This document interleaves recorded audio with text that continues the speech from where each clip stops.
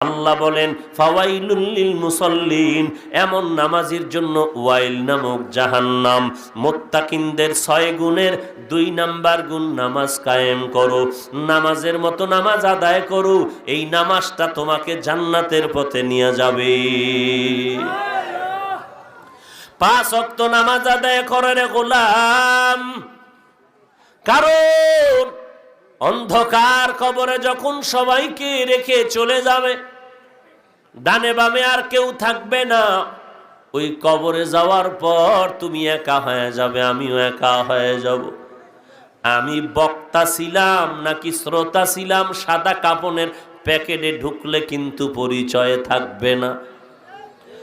সাদা কাপনের প্যাকেটে ঢুকার পরে কে বাবা, কে ছেলে, কে সন্তান, কে মা, কে ভাই, কে পীর, কে মুরিদ, কে শিক্ষক, কে ছাত্র, কোনো ভেদাভেদ নাই। কবর